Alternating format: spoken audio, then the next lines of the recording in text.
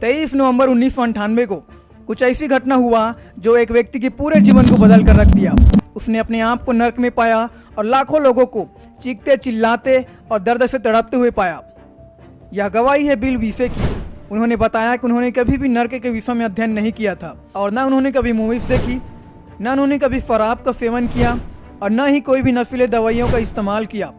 एक रात जब वे संडे को प्रार्थना करके अपने पत्नी के साथ वापस अपने घर में आए और हमेशा की तरह नाइट को प्रेयर करके वे सो गए। जब वे सुबह लगभग 3 बजे एक गिलास पानी पीने के लिए उठे तब अचानक उनकी आत्मा को उनके शरीर से अलग कर दिया गया और उन्होंने अपने आप को अपने शरीर से अलग पाया और खुद के बॉडी को नीचे गिरा हुआ पाया। अचानक से उन्होंने अपने आप को एक लंबी सुरंग में हवा के द्वारा गिरते हुए पाया और जैसे जैसे नीचे जा रहे थे गर्मी और भी ज़्यादा बढ़ती जा रही थी। तब वे एक पत्थर के फर्श पर उतरा जहाँ पर गंदगी, बदबूदार उबड़ खाबड़ पत्थर की दीवारें और सलाखें वाली गंदी जेल थी और उन्होंने अपने आप को एक काल कोठरी की तरह एक जगह में पाया।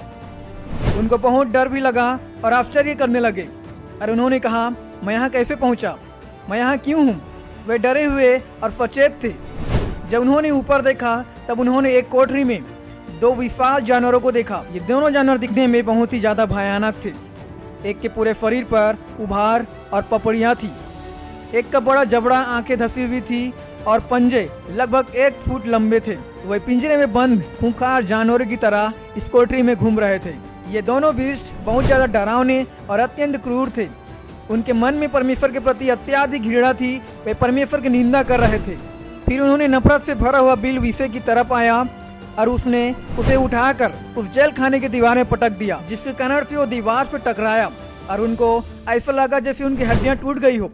हालांकि आत्मा में हड्डियां नहीं होती है, लेकिन फिर भी उनको दर्द महसूस हुआ और वे फर्श पर गिर पड़े और उन्हें आश्चर्य हुआ क्योंकि वे इस हमले के बावजूद भी अब तक जीवित थे। अब दूसरे विषय ने उन्हें उठाया और उसके पंजे को उनके मांस में गाड़ दिया और उनके मांस को फाड़ दिया, लेकिन उनको विश्वास नहीं हो रहा था क्योंकि वे अब तक जीवित हैं और इससे बच गए हैं। उन्होंने बताया कि उनके करीब में एक शरीर था जो पीड़ा में पड़ा हुआ चिल्ला रहा था और यह व्यक्ति ठीक उस धनवान की तरह था जो अधोलोक में अपने जीभ को ठंडा करने के लिए पानी के एक बूंद चाहता था, जैसे बाइबल बताती है। तब उसने पुकार कर कहा, हे पिता अब्राहम, मुझ पर दया करके लाजर को भेज दे ताकि वह अपनी उंगली का सिरा पानी में भिगोकर मेरी जीभ को ठंडी करे क्योंकि मैं इस ज्वाला में तड़प रहा हूँ। उसने बताया कि उसके पास बोलने के लिए मुंह था और उस अनंत पीड़ा में वह तड़प रहा था। यहाँ तक कि उसके शरीर में घाव भी था, लेकिन उसके शरीर से कोई भी ब्लड नहीं निकलता था क्योंकि उसमें जीवन नहीं था। जैसे बाइबल कहती है, शरीर के प्राण लहू में रहते हैं। लेकिन नर्क एक ऐसी जगह है जहाँ पर कोई भी जीवन नहीं है और न ही वहाँ पर कोई खून मिलेगा और यहाँ तक कि वहाँ पर पानी का एक बूंद भी नहीं है। और जो पीड़ा देने वाली आत्माएं थी वे उन पर जरा से भी दया नहीं करती थी। वे उनको अनंत काल तक के लिए उनको तड़पाती रहती थी और उनको पीड़ा देती रहती थी। और अचानक जिस जगह पर वो था वहाँ पर अंधेरा हो गया और थोड़ी देर के लिए वहाँ पर प्रकाश हुआ, लेकिन फिर अचानक से प्रकाश वापस चला गया। वो जगह जहाँ पर वो था वह पूरी तरह से अंधकार हो गया। उसने बताया उस अंधेरे के कारण वो अपने हाथों को भी देख नहीं पा रहा था। उन्हें जेल की इस कोठरी से बाहर निकाला गया और उन्हें आग के एक बड़े झील जो बड़ा है भयानक था उसके बगल में रखा गया था, जो लगभग 1 मील चौड़ा था और इस खुली गुफा में आग की लपटें ऊपर तक उठ रही थी। इसी जगह में उसने पहली बार हजारों लोगों को तड़पते और चिल्लाते हुए देखा जो दया के लिए विनती करते थे। इस गड्ढे के अंदर हजारों लोग थे और वे लोग चिल्ला रहे थे और उस अनंत अग्नि में जल रहे थे। किसी व्यक्ति को आग में जलते हुए देखना यह डरावना था और बहुत ही भयानक था उसके लिए। वो सभी बिल्कुल कंकाल की तरह दिखते थे, उस अनंत अग्नि में तड़प रहे थे। उस अनंत अग्नि में तड़प रहे लोगों की चिल्लाहट इतनी तेज थी जो कि एक इंसान को बहरा कर सकती थी। वे उन चीखों से दूर जाना चाहते थे, लेकिन वे नहीं जा सके। उनको अब समझ में आ गया था कि वे धरती के गहराइयों में पहुंच गए हैं। उन्होंने बताया कि नर्क में पीड़ा अलग अलग प्रकार से था, लेकिन नर्क में देने वाली हर सजा सहने योग्य नहीं थी और न ही वहाँ पर कोई आराम था। उस नर्क में हर तरफ बदतर जगह थी जहाँ पर कोई भी जाना नहीं चाहेगा और जहाँ पर लाखों लोग तड़प रहे थे और चिल्ला रहे थे। उन्होंने बताया वहाँ पर लोगों को अलग अलग जगह पर रखा गया था और अकेले रखा गया था, जिसके कारण यदि वे बात करना या फिर साथ में रहना चाहे तो वे नहीं कर पाते थे। उन्होंने बताया जब उन्हें इस नर्क में लाया गया तब वे अपनी पत्नी और अपने परिवार को याद कर रहे थे।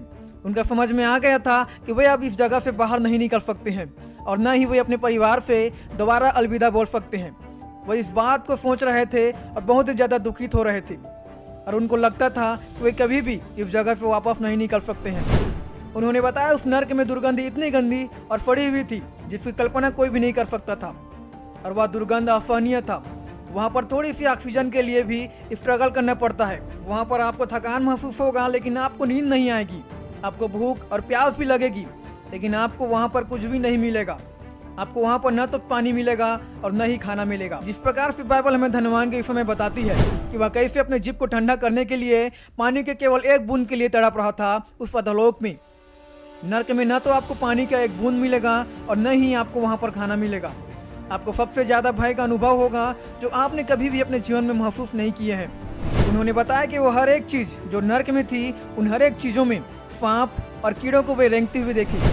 ऐसी आत्माएं जो लोगों को नर्क में पीड़ा देती थी और तड़पाती थी।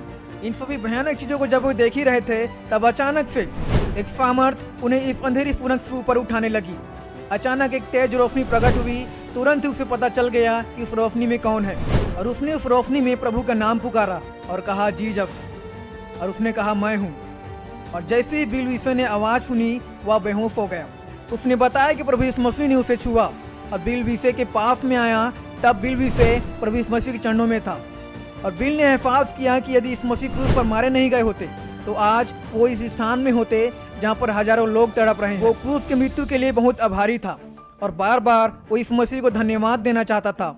वे प्रभु यीशु मसीह से कोई भी प्रश्न पूछने नहीं चाहते थे लेकिन उनके मन में विचार आने लगा कि आखिर क्यों परमेश्वर ने मुझे इस नर्क में लाया है।